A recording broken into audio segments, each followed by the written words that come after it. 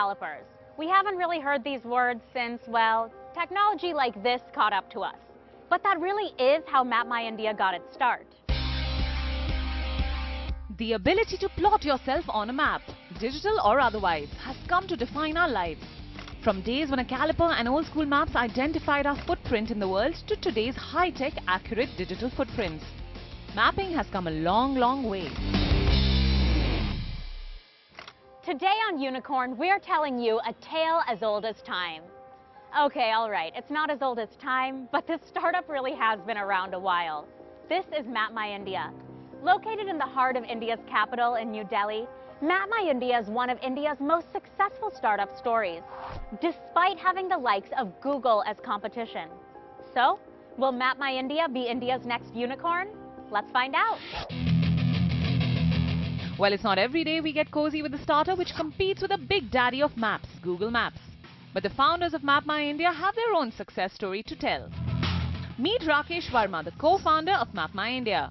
An alumnus of BITS Pilani, Rakesh moved back to India after a successful stint in the US and set up his venture, which now has one of the largest repositories of digital map data available to India today. And his partner in crime, success and life is his wife Rashmi Verma, the co-founder of MapMyIndia.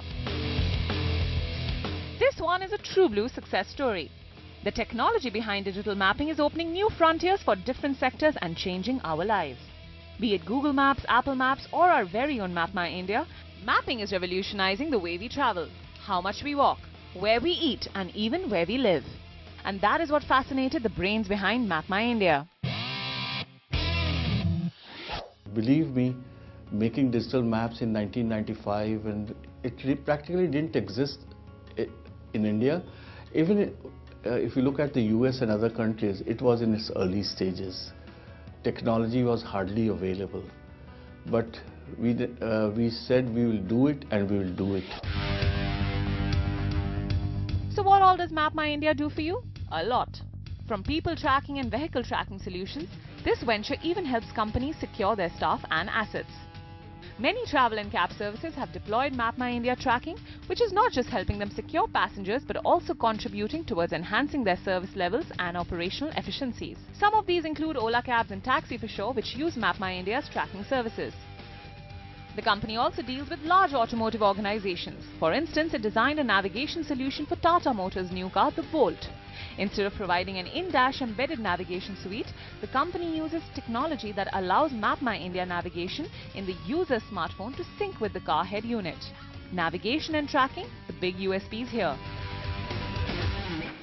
Gradually the technology started coming in. We got satellite images, and the satellite images could give a very good view of what the reality was on the ground. From there we moved on and the GPS technology came in. And once the GPS came in, we started getting more accurate level of locations. If one word I have to use, what business we are in, I will say it's the location. Live digital maps have become a necessity for most of us. They have made us independent travelers, confident navigators across uncharted territories, and even skilled pedestrians across long routes. And MapMyIndia is making the most of the need for independence that digital mapping has put into the Indian traveller. The venture's interactive maps portal, MapMyIndia.com, which has gone on to provide detailed maps, is improving the quality of everyday life for all net-connected Indians. And since then, MapMyIndia has map-enabled many popular websites like Make My Trip and Magic Bricks. But let's be frank, it's competition from Google Maps that concerns us. Are the founders worried? Seems not. Earlier, when we started out, most of the time we were using to educate people how to use the digital maps and make themselves more efficient and cost effective and all kinds of things. But now with the competition, people get to know about it through them also, and then come to us. Today, MapMyIndia offers navigation solutions to leading car manufacturers such as GM, Mahindra & Mahindra, BMW, Hyundai, Mitsubishi, Ford, Jaguar Land Rover and Tata Motors. The company's mobile apps are empowering more smartphones. Everything seems too good to be true, right? But we still have some questions. How How will MapMyIndia fight the competition in the digital mapping space? How does MapMyIndia take on the competition from Google Maps head-on? MapMyIndia has mapping software and a consumer app, but it also has two hardware devices, SafeMate and DriveMate. How do these make the most of your core system? Well, the SafeMate product is primarily designed for the safety of women and children, whereas the DriveMate is primarily designed for the purpose of taking care of the health of the vehicle as well as tracking the vehicle. What's stopping other technology companies from entering this space? As far as the digital map services are concerned, there are thousands of companies in India.